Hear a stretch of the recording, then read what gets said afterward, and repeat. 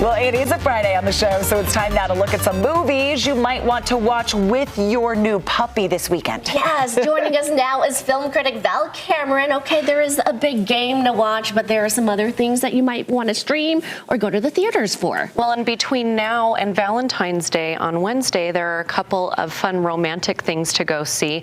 I do want to mention really quick that Madam Web actually comes out on Valentine's Day, but I'm not seeing it till Monday. That's when they're viewing it for critics. I don't have high hopes, but I'll let you know next Friday what my thoughts are. This Dakota Johnson? This is Dakota Johnson. And I typically like her. It's hit and miss for me, but she's going to be a superhero, so we'll see how it goes.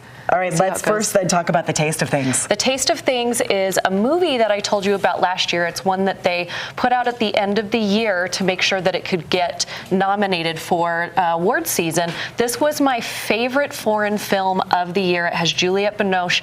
If you like romance stories, if you like food, this is going to be what you love. This was an A for me. It is finally in theaters. It is a little bit of a foreign film. It kind of goes back and forth, but it is absolutely beautiful. Do not watch it unless you have food, because you're going to be starving the entire time. Want to be watching? I saw pork chop or lamb. Yes, she is basically a cook in a kitchen, and I don't want to give too much away of how the romance comes, but her and the man that she works for in his kitchen are chefs, and they make everything, and the cinematography of how the cameras get in. Like, I'm hungry, my mouth is watering right now. It said so romantic it will leave you woozy. Yes. Is that true? It is, and starving. And you know what, I realized that I am really liking romance versus rom-coms necessarily, so there's a difference. I'm so glad you said that, because we're going to talk about the differences today. Is that in Love is Blind season 6? Is that romance, or what is that exactly, Saray? Oh, it's a wreck. It's a wreck.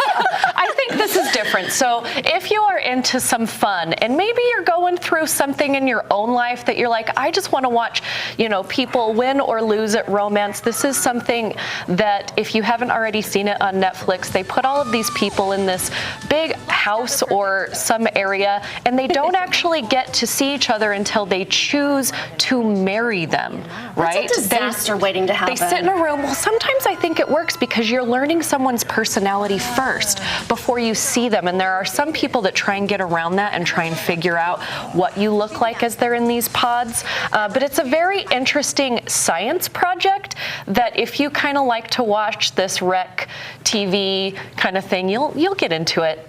You'll get into it. You can't look away. I mean, it is good TV. Yeah, you can't. What streaming is it on? That is Netflix. Netflix, yes. Okay. What are we looking at for the next one? Okay, this one is totally different than anything that we've talked about. It is another foreign film, but it is beautiful and horrifying at the same time. So it's called Out of Darkness. What do you think? What's the story about? Okay, so this is something that I didn't expect to watch. I don't love horror films, but this is more of a thriller than it is a horror, okay? You're gonna go all the way back to when we were in the Stone Age, and this group of people actually ends up on an island, and they try and make a new life, but they don't expect to find what they do find. There is a lot of kind of violence in this, but at the same time, by the time you get to the end of the movie, you're like, well, we haven't changed much as a human society. Interesting. So the background brings it around. This was a B+ for me. I really enjoyed it. I had to look away on certain parts, but if you are into kind of the horror film plus like a good story behind it, you're gonna love this one. Okay, this next one I'm really excited about. It's called Float, and this is on the romance side. This is the rom-com of the weekend. Let's take a look. Hi. You're Rachel's neighbor. I'm Blake. Nice to meet you.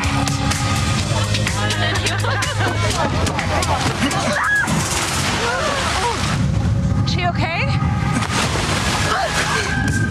Are you okay? I'm okay. Are you okay? Me? Morning. Hi. You can't swim, huh? I kind of missed that as a kid. I could teach you. Why are you doing this? Like spending time with you.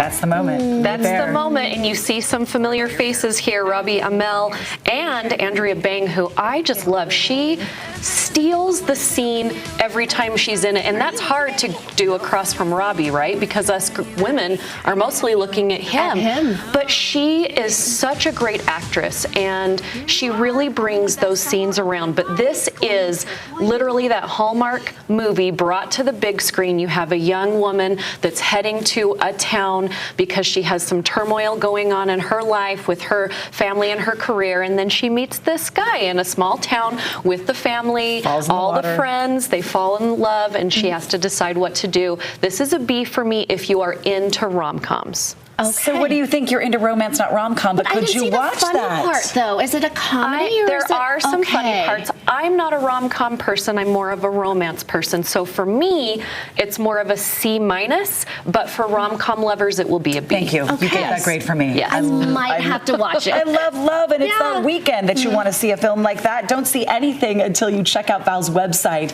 and her review. She's also on social media and has a podcast called Movies That Make Us. All her info is on abc4.com/GTU. Still ahead. Find a vintage treasure for your sweetheart.